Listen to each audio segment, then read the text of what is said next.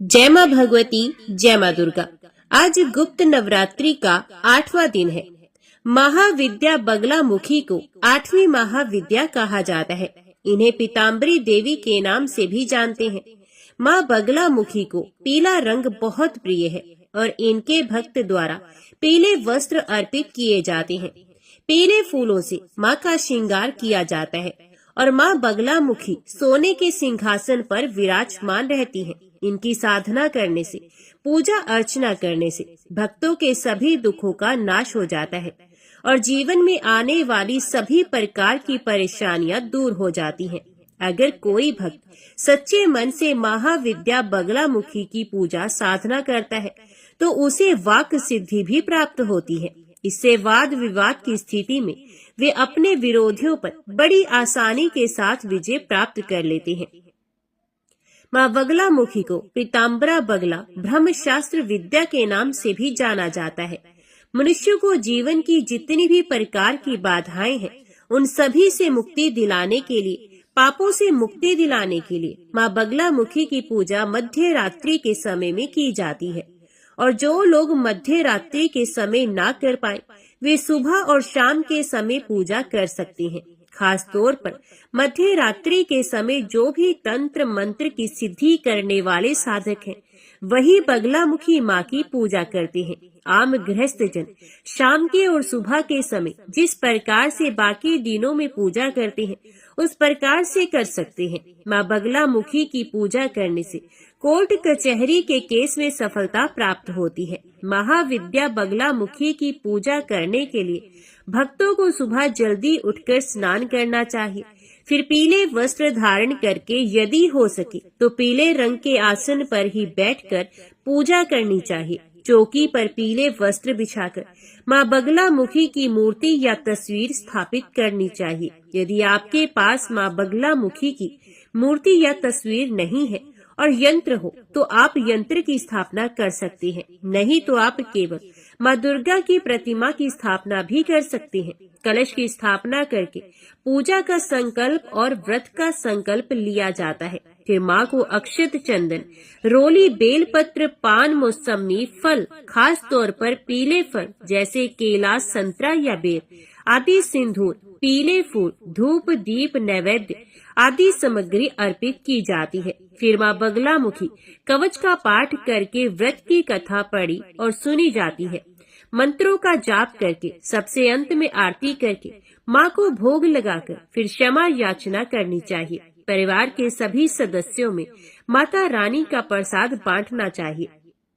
लेकिन आपको ध्यान रखना है कि ये गुप्त नवरात्रि है। आपकी की गई पूजा का आसपास के लोगों को पता न चले और ना ही इस प्रसाद को आप बाहर किसी व्यक्ति को दे। जो भी हम गुप्त नवरात्रि के दिनों में भोग लगाते हैं, वे घर परिवार के ही सदस्य को देना चाहिए। पूजा करते समय आपको किसी और से बात नहीं करनी चाहिए, क्योंकि मां बगलामुखी अपने भक्तों की विशेष रूप से रक्षा करती हैं। उन्हें हर प्रकार के बुरे कर्मों से बचा लेती हैं, उन्हें सद्बुद्धि प्रदान करती हैं। इसलिए आज के दिन आप जो भी पूजा करते हैं, व्रत रखते हैं, उस दिन आपको भूल से भी दूसरों के बारे में गलत वलत नहीं सोचना चाहिए, बुरा नहीं करना चाहिए।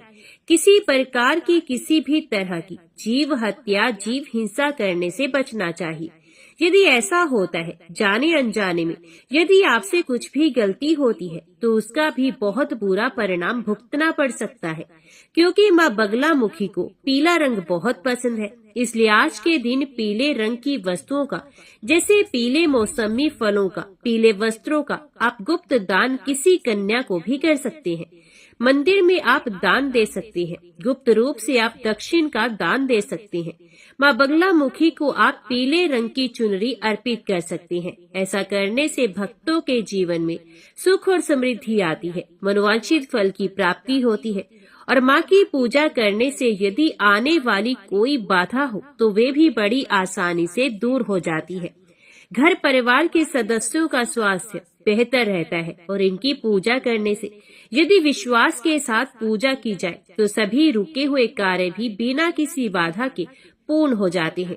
शारीरिक और मानसिक चिंताएं भी दूर होती हैं। अगर आप अपने जीवन में आगे बढ़ना चाहते हैं या आपके ऊपर किसी ने कोई झूठा मुकदमा कर रखा है, तो ऐसी स्थिति में आप नियम से दिन में जितनी बार भी हो सके माँ बगलामुखी के मंत्र का जाप कर सकते हैं। पूर्व दिशा की ओर मुंह करके जप करना चाहिए। आप कुछ भी काम करते हैं, चलते बैठते उठते समय भी सच्चे मन से आप माँ पर विश्वास रखते हुए मंत्र का लगातार जाप करते रह सकते हैं।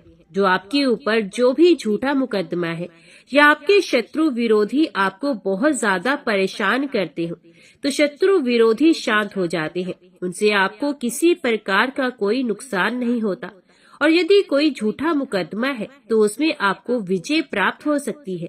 इस प्रकार महाविद्या की पूजा की जाती है। पौराणिक कथा के अनुसार एक बार सतयुग में महाविनाश उत्पन्न करने वाली ब्रह्मांडी तूफान उत्पन्न हुआ, जिससे संपूर्ण विश्व नष्ट होने लगा और चारों ओर हाहाकार मच गया। अनेकों लोग संकट में पड़ गए और संसार की रक्षा करना असंभव हो गया। ये प्रचंड तूफान सब कुछ नष्ट भ्रष्ट करता हुआ आगे ही बढ़ता जा रहा था, जिसे देखकर स्वयं भगवान विष्णु भी चिंतित हो गए। इस समस्या का कोई हल ना पाकर वे भगवान शिव को स्मरण करने लगे। तब भगवान शिव ने प्रकट होकर उनसे कहा कि शक्ति के अलावा अन्य कोई भी इस विनाश को नहीं रोक सकता, इसलिए आप उनकी शरण में जाएं। तब भगवान विष्णु ने रुद्र सरोवर के निकट पहुंचकर कठिन तपस्या की। भगवान विष्णु ने तपस्या करके महात्रिपुर सुंदरी को प्रसन्न किया और देवी शक्ति उनकी साधना से प्रसन्न हुई और स्वराष्ट्र क्षेत्र की रुद्रा झील में जल क्रीड़ा करती महापीत देवी के हृदय से दिव्य तेज प्रकट हुआ। उस समय चतुर्दशी की रात्रि को देवी बगलामुखी के रूप में प्रकट हुई। त्रिलोक स्तंभ महाविद्या भगवती बगलामुखी ने फिर प्रसन्न होकर श्री विष्णु को इच्छित वरदान दिया। तब कहीं जाकर सृष्टि का विनाश रुक पाया। देवी बगलामुखी को वीर रति भी कहा जाता है, क्योंकि देवी स्वयं ब्रह्मास्त्र रूपिणी है। इनके शिव को एक वक्त्र महारुद्र कहा जाता है, इसलिए देवी सिद्ध विद्या है। तांत्रिक इन्हें स्तंभन की देवी भी मानते हैं और गृहस्थ लोगों के लिए देवी बगलामुखी की पूजा समस्त प्रकार के संशयों का, विघ्नों का शमन करने वाली है। जय माँ भगवती, जय माँ दुर्गा। अभी सुनते हैं श्रीमद देवी भागवत महापुराण की आगे की कथा। व्यास जी बोले, सैनिकों का वचन सुनकर क्रोध से आकुलित नेत्रों वाले दानवराज शुंभ ने उनसे तुरंत कहा, हे मूर्खों, तुम सब खोटी बात क्यों बोल रहे हो? तुम्हारे वचनों को मानकर मैं भला अपने जीवन की रक्षा क्यों करूं? क्या अपने सचिवों तथा भाई बंधुओं का वध कराकर मैं निर्लज्ज बनकर विचरण करूं? प्राणियों के शुभ अथवा अशुभ का कर्ता जब एकमात्र वही अति बलवान काल है, तो मुझे चिंता क्या? क्योंकि परोक्ष रूप से तो सब पर शासन करने वाला वह काल टाला नहीं जा सकता। जो हो रहा है वह होता रहे, तथा काल जो कुछ भी कर रहा है उसे करता रहे। अब तो मुझे जीवन तथा मृत्यु के विषय में किसी भी प्रकार की चिंता नहीं। वे काल भी भविष्यता को मिटा सकने में समर्थ नहीं है। ऐसा भी होता है कि सावन के महीने में मेघ सदा नहीं बरसते, अपितु कभी कभी अघन, पोष, माघ तथा फाल्गुन में भी असमय ही देश वृष्टि होने लगती है। अतएव समस्त कार्यों में काल ही प्रधान नहीं है। काल तो निमित्त मात्र है, अपितु इसकी तुलना में देव अधिक बलवान है। सब कुछ देव निर्मित है, इसके विपरीत कुछ नहीं होता। मैं तो देव को ही प्रधान मानता हूँ। अनर्थकारी पुरुषार्थ को धिक्कार है, क्योंकि जिस निशुंभ ने सभी देवताओं पर विजय प्राप्त कर ली थी, उसे इस स्त्री ने मार डाला। जब महान शूरवीर रक्त बीज भी विनाश को प्राप्त हो गया, तब अपनी कीर्ति को कलंकित करके मैं ही जीवन की आशा क्यों करूं? जगत के रचयिता सर्व समर्थ स्वयं ब्रह्मा भी दो प्रांत का समय बीत जाने पर तत्क्षण ही निधन को प्राप्त हो जाते हैं। ब्रह्मा जी के एक दिन में 1000 चतुर्युग समाप्त हो जाते हैं और इतनी ही अवधि में 14 इंद्रों का स्वर्ग से पतन हो चुकता है। इसी प्रकार ब्रह्मा जी के जीवन काल का 2 गुना समय बीतने पर विष्णु का अंत हो जाता है तथा इससे भी दूने समय के पश्चात शंकर भी समाप्त हो जाते हैं। इसी प्रकार पृथ्वी, पर्वत, सूर्य तथा चंद्रमा आदि का भी विनाश हो जाता है। तब हे मूर्खों, देव की बनाई हुई इस अटल मृत्यु को विषय में क्या चिंता। जन्म लेने वाले की मृत्यु निश्चित है तथा मरने वाले का जन्म निश्चित है। अतः इस अनित्य शरीर के द्वारा अपनी स्थिर कीर्ति की रक्षा करनी चाहिए। शीघ्रता पूर्वक मेरा रथ तैयार करो, मैं सम्रांगण में जाऊंगा। विजय अथवा मरण प्रारब्ध के अनुसार जो भी होने वाला हो वे आज ही हो जाए। सैनिकों से ऐसा कहकर विशुंभ तुरंत रथ पर सवार होकर हिमालय की ओर चल दिया, जहाँ भगवती विराजमान थी। उस समय हाथी, घोड़े, रथ तथा पैदल चलने वालों से सुसज्जित एवं नानाविध आयुधों से युक्त विशाल चतुरंगनी सेना भी उसके साथ चल पड़ी। उस पर्वत पर पहुंचकर शुंभ ने त्रिभुवन को मोहित करने वाली परम सुंदरी सिंह वाहिनी भगवती जगदम्बिका को वहां विराजमान देखा।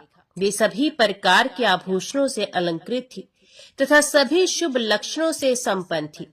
देवता, यक्ष तथा किन्नर आकाश में स्थित होकर उनकी स्तुति कर रहे थे तथा मंदार वृक्ष के पुष्पों से पूजा कर रहे थे और वे मनोहर शंख ध्वनि तथा घंटा नाद कर रहे थे।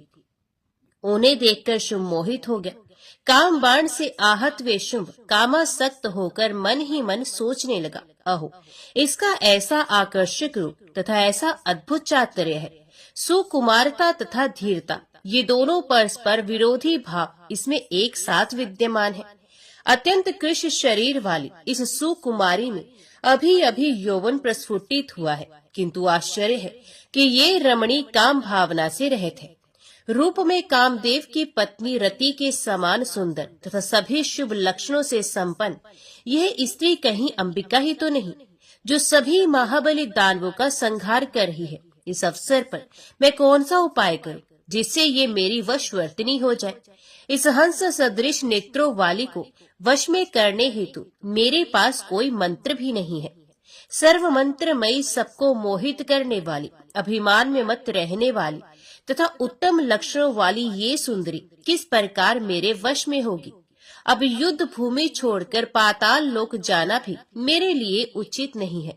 साम, दान तथा भेद आदि उपायों से भी ये महाबलशालिनी वश में नहीं की जा सकती। इस विषम परिस्थिति के आ जाने पर अब मैं क्या करूं, कहाँ जाऊं?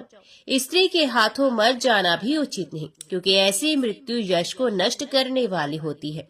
ऋषियों ने उस मृत्यु को श्रेष्ठकर कहा है जो समर भूमि में समान बल वाले योद्धाओं के साथ लड़ते लड़ते प्राप्त हो। सैकड़ों वीरों से श्रेष्ठ महाबलशालिनी तथा देव विरचित ये नारी मेरे कुल के पूर्ण विनाश के लिए यहाँ उपस्थित हुई है। मैं इस समय साम नीति से युक्त वचनों का प्रयोग व्यर्थ में क्यों करूं, क्योंकि ये तो संहार के लिए आई है। तो फिर साम वचनों से ये कैसे प्रसन्न हो सकती है। अनेक प्रकार के विभूषित होने के कारण दान आदि के प्रलोभन भी ये विचलित नहीं की जा सकती। भेद नीति भी निष्फल सिद्ध होगी, क्योंकि सभी देवता इसके वश में हैं।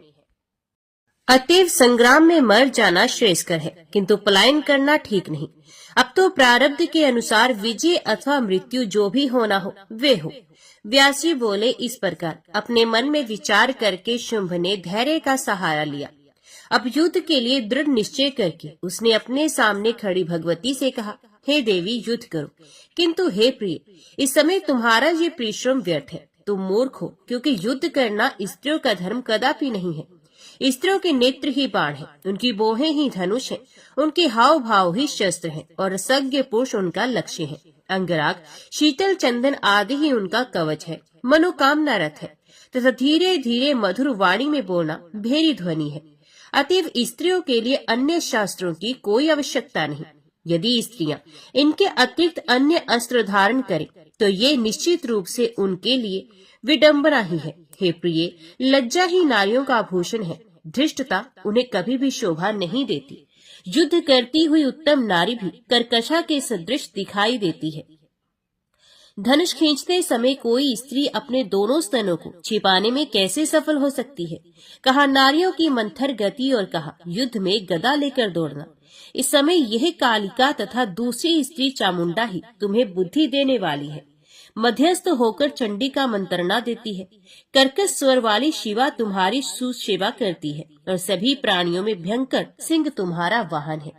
हे सुंदरी, वीणा वादन छोड़कर तुम ये जो घंटा नाद कर रही हो, वे सब तुम्हारे रूप तथा यौवन के सर्वथा विपरीत है। हे भामिनी, यदि युद्ध करना ही तुम्हें अभिष्ट है तो तुम सर्वप्रथम लंबे ओठों वाली, विचित्र नखों वाली, क्रूर स्वभाव वाली, कोई जैसी वर्ण वाली, विकृत आंखों वाली, लंबे पैरों वाली, भयंकर दांतों वाली और बिल्ली सदृश नेत्रों वाली कुरूप स्त्री बन जाओ। ऐसा ही विकराल रूप धारण करके तुम युद्ध भूमि में स्थिरता पूर्वक खड़ी हो जाओ और कर्कश वचन बोलो, तभी मैं तुम्हारे साथ युद्ध करूंगा। क्योंकि हे मृग शावक सदृश नेत्रों वाली, हे रति तुल्य सुंदरी, सुंदर दांतों वाली ऐसी रमणी को देखकर तुम्हें युद्ध में मारने के लिए मेरा हाथ नहीं उठ पा रहा। व्यास जी बोले, हे भरतवंशियों में श्रेष्ठ जन्मेजय, उस कामातुर शुंभ को ऐसा बोलते हुए देखकर भगवती जगदम्बा मुस्कुराकर ये वचन कहने लगी।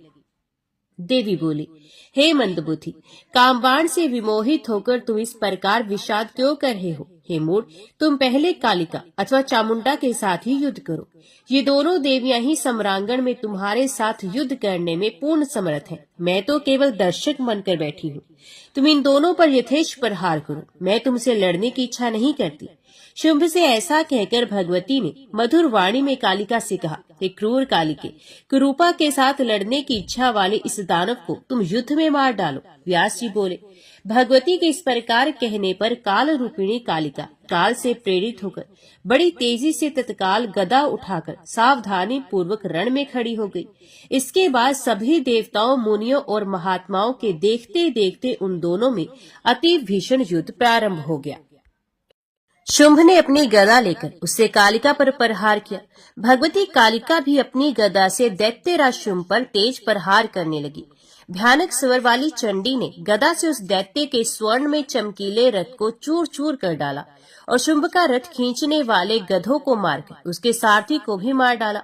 अब क्रोध में भरे हुए शुंभ ने अपनी विशाल गदा लेकर अट्टहास करते हुए पैदल ही पहुंचकर कालिका की दोनों भुजाओं के मध्य भाग पर प्रहार किया। तब कालिका ने उसके गदा प्रहार को निष्फल करके शीघ्रता पूर्वक तलवार उठाकर शुंभ के चंदन चर्चित तथा आयुध युक्त बाएं हाथ को काट दिया। हाथ कट जाने तथा रथ विहीन होने के बावजूद भी रक्त से लथपथ वे शुंभ हाथ में गदा लिए हुए शीघ्रता पूर्वक कालिका के पास पहुंचकर उनके ऊपर प्रहार करने लगा।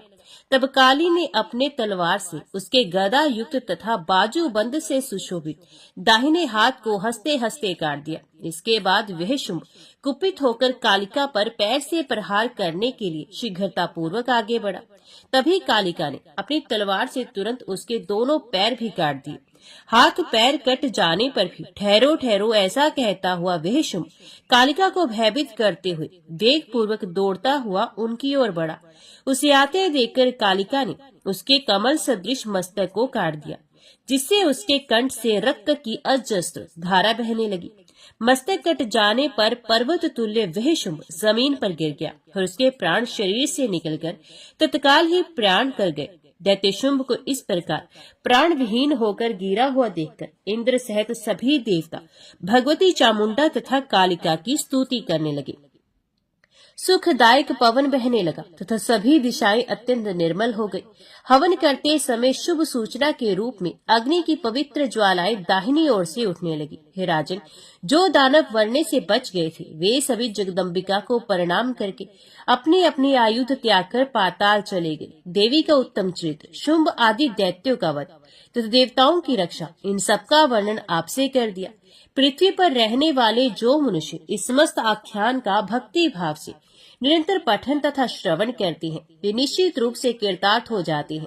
पुत्रहीन को पुत्र प्राप्त होते हैं, निर्धन को विपुल संपदा सुलभ हो जाती है तथा रोगी रोग से मुक्त हो जाता है। ये सभी वांछित फल प्राप्त कर लेता है और उसे शत्रुओं से किसी प्रकार का भय नहीं रह जाता। जो मनुष्य इस पवित्र आख्यान का नित्य पठन तथा श्रवण करता है वे अंत में मोक्ष का भागी हो जाता है। जन्मेजय बोले, हे मुने, आपने भगवती चंडिका की महिमा का भलीभांति वर्णन किया। अब आप ये बताने की कृपा करें कि 3 चरित्रों का प्रयोग करके पहले किसने भगवती की आराधना की थी, वे वरदायिनी भगवती किसके ऊपर प्रसन्न हुई, संपूर्ण कामनाओं को पूर्ण करने वाली देवी की उपासना करके किसके महान फल प्राप्त किया हे कृपा निधान, ये सब बताइए। हे ब्राह्मण, हे महाभाग, जगदम्बिका की उपासना विधि, पूजा विधि तथा हवन विधि का भी विस्तार पूर्वक वर्णन कीजिए। सूत जी बोले, राजा की ये बात सुनकर सत्यवती नंदन कृष्णद्वैपायन प्रसन्न होकर उन्हें महामाया भगवती का पूजन विधान बताने लगे। व्यास जी बोले, पूर्व काल में स्वारोचिष मनवंतर में सुर्थ नामक एक राजा हुए, जो परम उदार प्रजापालन में तत्पर, सत्यवादी, कर्मनिष्ठ, ब्राह्मणों के पास गुरुजनों के प्रति भक्ति रखने वाले, सदा अपनी ही भार्या में अनुरक्त, दानशील, किसी के साथ विरोध भाव न रखने वाले तथा धनुर्विद्या में पूर्ण पारंगत थे। इस प्रकार प्रजापालन में तत्पर रहने वाले राजा सुर्थ से कुछ पर्वतवासी मलेशियों ने अनायास ही शत्रुता ठान ली। हाथी, घोड़े, रथ तथा पैदल सैनिकों से सुसज्जित चतुरंगिणी सेना लेकर अभिमान में चूर वे कोला विध्वंसी सुर्थ के राज्य पर अधिकार करने की लालसा से वहां आ गए। सुर्थ भी अपनी सेना लेकर सामने डट गए। उन महाभयंकर मलेशियों के साथ राजा सुर्थ का भीषण युद्ध होने लगा। यद्यपि मलेशियों की सेना बहुत थोड़ी थी तथा राजा की सेना अत्यंत विशाल थी, फिर भी दैव योग से उन्होंने राजा सुर्थ को युद्ध में जीत लिया। इस प्रकार उनसे पराजित हुए राजा सुर्थ हताश होकर अपने दुर्ग वेष्टित सुरक्षित नगर में आ गए। तत्पश्चात प्रतिभा संपन्न तथा नीति विशारद राजा सुर्थ अपने मंत्रियों को शत्रु पक्ष के अधीन देखकर अत्यंत खिन्न मस्तक होकर विचार करने लगे कि मैं खाई तथा किले से सुरक्षित किसी बड़े स्थान पर रहकर समय की प्रतीक्षा करूं, अथवा मेरे लिए युद्ध करना उचित होगा। मेरे मंत्री शत्रु के वशीभूत हो गए हैं, इसलिए वे अब परामर्श करने योग्य नहीं रहे हैं, तो अब मैं क्या करूं? वे राजा सुर्थ पुनः मन ही मन विचार करने लगे। कदाचित वे पापी तथा शत्रु के साथ मिले हुए मंत्री मुझे पकड़कर शत्रु को सौंप देंगे, तब क्या होगा? पाप बुद्धि पुरुषों पर कभी भी विश्वास नहीं करना चाहिए, क्योंकि जो मनुष्य लोभ के वशीभूत होते हैं वे क्या क्या नहीं कर बैठते। लोभ परायण मनुष्य अपने भाई, पिता, मित्र, सुहृद, बंधु बांधव, पूजनीय गुरु तथा ब्राह्मण से भी सदा द्वेष करता है। अतएव इस समय शत्रु पक्ष के आश्रय को प्राप्त अत्यंत पाप परायण अपने मंत्री समुदाय पर मुझे बिल्कुल विश्वास नहीं करना चाहिए। इस प्रकार अपने मन में भली भांति विचार करके अत्यंत दुखित राजा सुर्थ घोड़े पर आरूढ़ होकर अकेले ही उस नगर से निकल गए। वे बिना किसी सहायक को साथ लिए ही नगर से बाहर निकलकर एक घने जंगल में चले गए। प्रतिभा संपन्न राजा सुर्थ सोचने लगे कि अब मुझे कहाँ जाना चाहिए। तपस्वी सुमेधा का पवित्र आश्रम यहाँ से मात्र 3 योजन की दूरी पर है। ये जानकर राजा सुर्थ वहाँ चले गए। बहुत प्रकार के वृक्षों से युक्त नदी के तट पर विराजमान, वैर भाव से रहित होकर विचरण करने वाले पशुओं से समृद्ध, कोयलों की मधुर ध्वनि से मंडित, अध्ययन नर्त शिष्यों के स्वर से निनादित, सैकड़ों मृग समूहों से घिरे हुए, भली भांति पके हुए निवारण से परिपूर्ण, सुंदर फल फूल से लदे हुए पादपों से सुशोभित, होम के सुगंधित धूप से प्राणियों को सदा आनंदित करने वाले, निरंतर वेद ध्वनि से परिव्याप्त तथा स्वर्ग से भी मनोहर उस आश्रम को देखकर वे राजा अत्यंत आनंदित हुए और उन्होंने भय त्याग कर मुनि के आश्रम में विश्राम करने का निश्चय किया। तत्पश्चात अपने घोड़े को एक वृक्ष में बांधकर उन्होंने विनम्रता पूर्वक आश्रम में प्रवेश किया। वहां उन्होंने देखा कि मुनि एक साल वृक्ष की छाया में मृग चरम के आसन पर बैठे हैं। उनकी आकृति शांत है। तपस्या करने के कारण उनका शरीर क्षीण हो गया है। उनका स्वभाव अति कोमल है। वे शिष्य को पढ़ा रहे हैं। वे वेद शास्त्रों के तत्ववर्षी विद्वान हैं। क्रोध, लोभ आदि विकारों से मुक्त हैं। सुख दुख आदि द्वंद्वों से परे हैं। ईर्ष्या रहित आत्मज्ञान के चिंतन में संलग्न है। सत्यवादी तथा जितेंद्रिय हैं। उन्हें देखकर अश्रुपूरित नैनों वाले राजा सुर्थ प्रेम पूर्वक उनके आगे दंड की भांति भूतल पर गिर पड़े।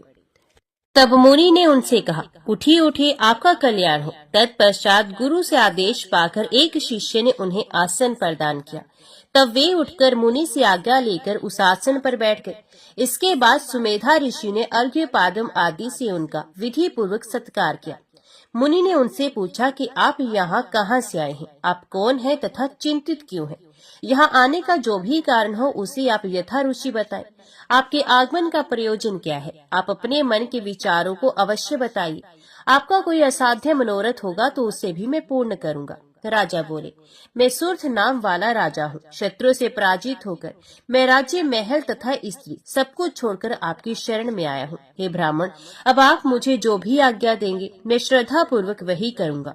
इस पृथ्वी तल पर आपके अतिरिक्त अब कोई दूसरा मेरा रक्षक नहीं है। हे मुनिराज, हे शरणागत वत्सल, शत्रु से मुझे महान भय उपस्थित है, अतएव मैं आपके पास आया हूँ। अब आप मेरी रक्षा कीजिए। ऋषि बोले, हे राजेंद्र, आप निर्भीक होकर यहाँ रहिए। ये निश्चित है कि मेरी तपस्या के प्रभाव से आपके पराक्रमी शत्रु यहाँ नहीं आ सकेंगे। हे राजन, यहाँ पर आपको हिंसा नहीं करनी चाहिए और वनवासियों की भांति पवित्र निवार तथा फल मूल आदि के द्वारा जीवन निर्वाह करना चाहिए। व्यास जी बोले, तब मुनि की ये बात सुनकर राजा सुर्थ निर्भय हो गए। अब वे फल मूल का आहार करते हुए पवित्रता के साथ उस आश्रम में ही रहने लगे। किसी समय उस आश्रम में एक वृक्ष की छाया में बैठे हुए चिंताकुल राजा सुर्थ का चित्त घर की ओर चला गया और वे सोचने लगे, निरंतर पाप कर्म में लगे रहने वाले मनुष्य, शत्रुओं ने मेरा राज्य छीन लिया। उन दुराचारी तथा निर्लज्ज मलेच्छों के द्वारा मेरी प्रजा बहुत सताई जाती होगी। मेरे सभी हाथी तथा घोड़े आहार ना पाने तथा शत्रु से प्रताड़ित किए जाने के कारण अत्यंत दुर्बल हो गए होंगे। इसमें तो कोई संदेह नहीं। अपने जिन सेवकों का मैंने पहले पालन पोषण किया था, वे सब शत्रुओं के अधीन हो जाने के कारण कष्ट का अनुभव करते होंगे। उन अति दुराचारी तथा अपव्यय करने के स्वभाव वाले शत्रुओं ने मेरा धन द्युत मदिरालय एवं वैश्यालयों में निश्चित रूप से खर्च कर दिया होगा। वे पाप बुद्धि मेरा समस्त राजकोष व्यसनों में नष्ट कर डालेंगे। सत्पात्रों को दान देने की योग्यता भी उन मनुष्यों में नहीं है और मेरे मंत्री भी अधीनता में रहने के कारण उन्हीं के जैसे हो गए होंगे। महाराज सुर्थ वृक्ष के नीचे बैठकर इसी चिंता में पड़े हुए थे कि उसी समय एक विषादग्रस्त वैश्य वहां पहुंचा। राजा ने उस वैश्य को सामने देख लिया। उन्होंने उसे अपने समीप में बैठा लिया और पुनः उससे पूछा, आप कौन हैं तथा इस वन में कहां से आए हैं? आप कौन हैं? आप उदास क्यों हैं? चिंताग्रस्त रहने के कारण आप तो पीले वर्ण के हो गए हैं। हे महाभाग, 7 पग एक साथ चलने पर ही मैत्री समझ ली जाती है, अतः आप मुझे सब कुछ सच सच बता दीजिए। व्यास जी बोले, राजा का वचन सुनकर वे वैश्य श्रेष्ठ उनके पास बैठ गया और उसे सज्जन समागम समझकर शांत चित्त होकर उनसे कहने लगा, हे मित्र, मैं वैश्य जाति में उत्पन्न हूँ और समाधि नाम से प्रसिद्ध हूँ। मैं धनवान, धर्म कार्य में निपुण, सत्यवादी और ईर्ष्या से रहित हूँ।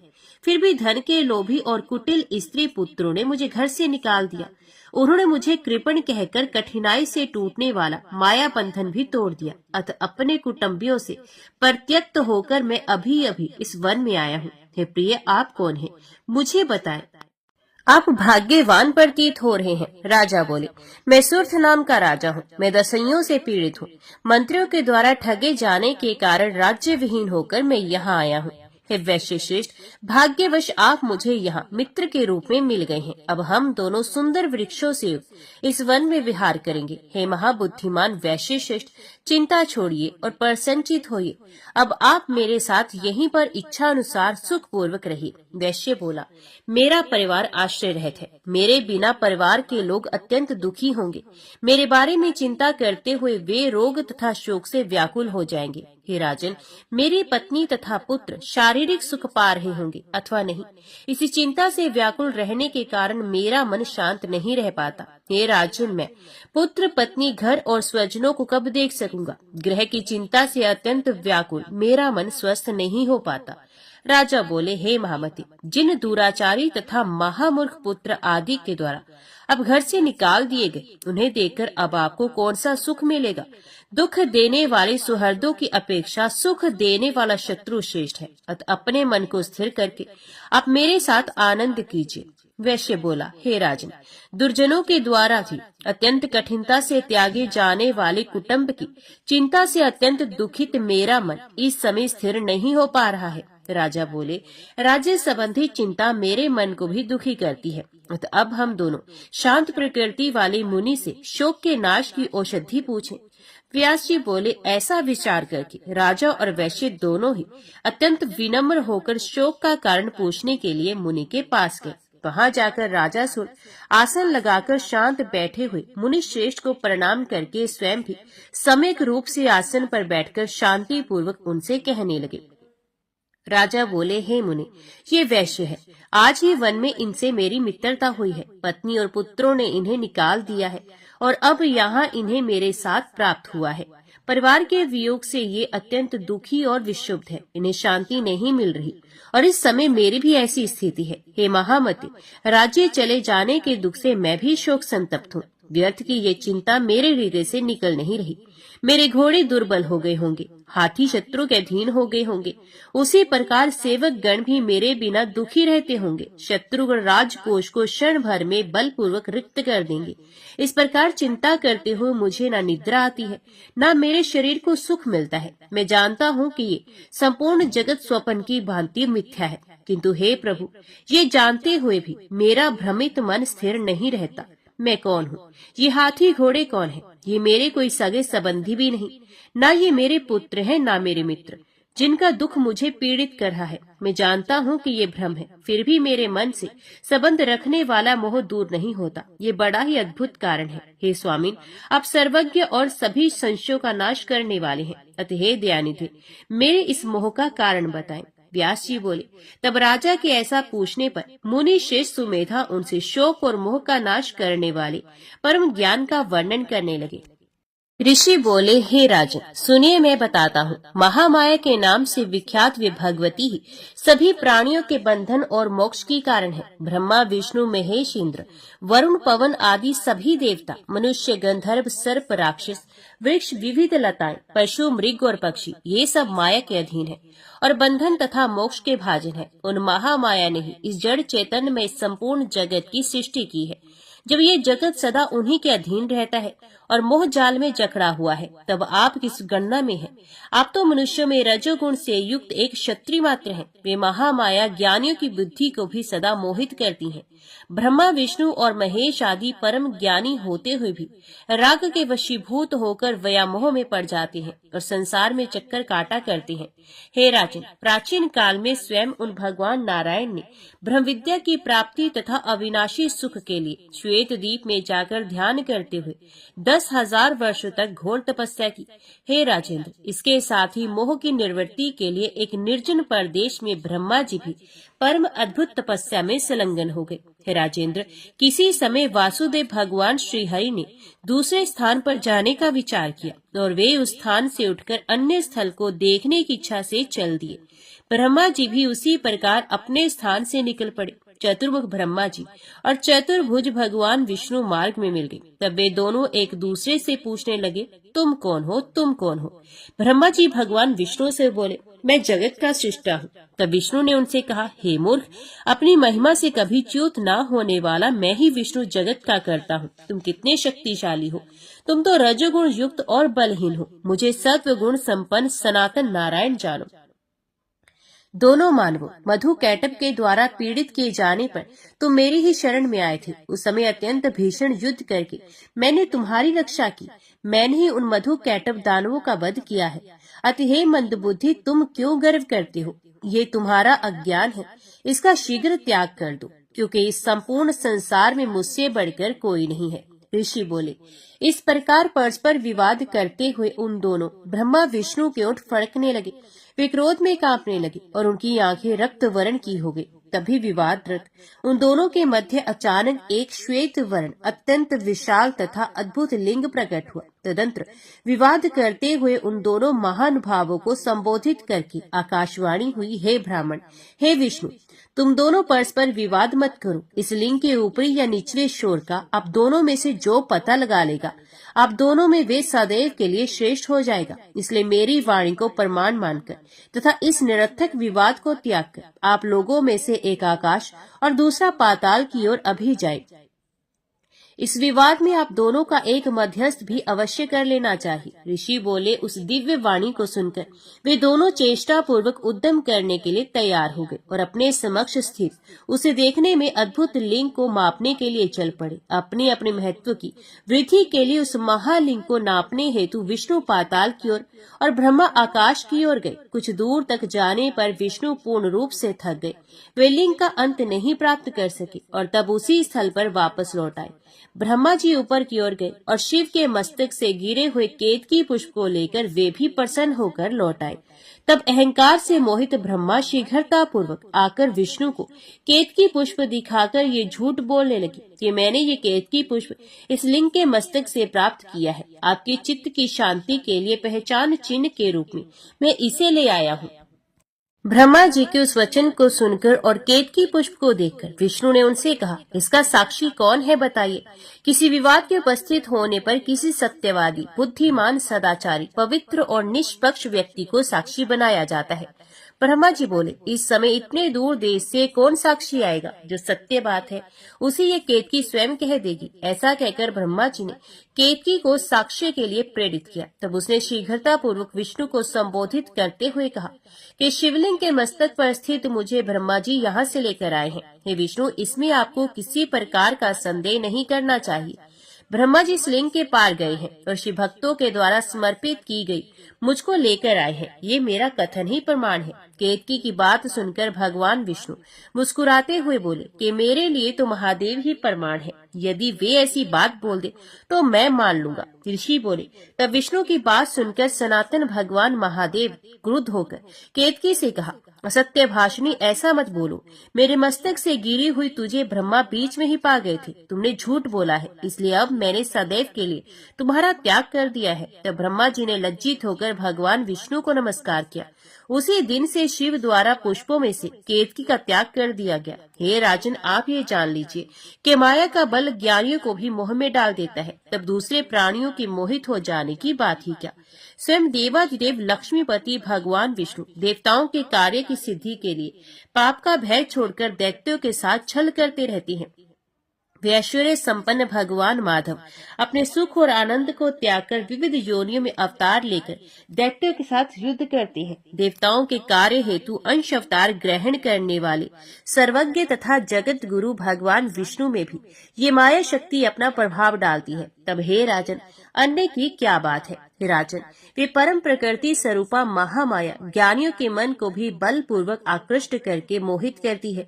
जिन भगवती के द्वारा स्थावर जंगमात्मक ये संपूर्ण जगत व्याप्त है, वे ही ज्ञानदायिनी, मोहदायिनी तथा बंधन एवं मोक्ष प्रदान करने वाली है। राजा बोले, हे भगवान, मुझे उनके स्वरूप, उत्तम बल, उनकी उत्पत्ति का कारण और उनके परम धाम के विषय में बताइए। ऋषि बोले, हे राजन, अनादि होने के कारण उनकी कभी उत्पत्ति नहीं होती।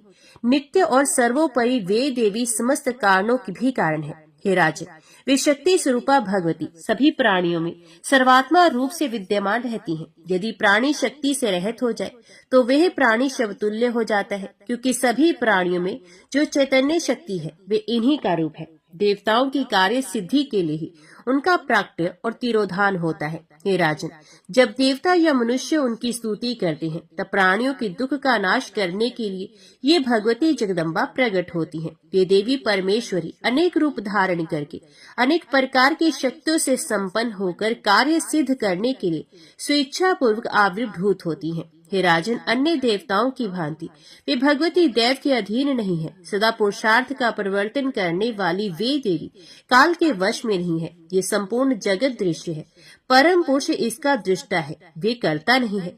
वे सत्य असत्य स्वरूपा देवी ही इस दृश्यमान जगत की जननी है। वे स्वयं अकेले इस ब्रह्मांड की रचना करके परम पुरुष को आनंदित करती है और उन परम पुरुष का मनोरंजन हो जाने के बाद भी भगवती शीघ्र ही संपूर्ण सृष्टि प्रपंच का संहार भी कर देती हैं।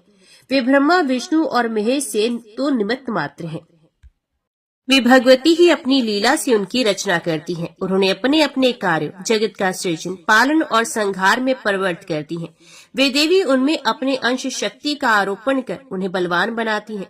उन्होंने सरस्वती, लक्ष्मी और पार्वती के रूप में उन्हें अपनी शक्तियां दी हैं। अतः त्रिदेव उन्हीं प्राअंबा को सृजन, पालन और संहार करने वाली जानकर प्रसन्नता पूर्वक उनका ध्यान और पूजन करते हैं। हे राजन, इस प्रकार मैंने अपनी बुद्धि के अनुसार देवी का ये उत्तम महात्म्य आपसे कह दिया। मैं इसका अंत नहीं जानता हूँ। जय माँ भगवती, जय माँ दुर्गा।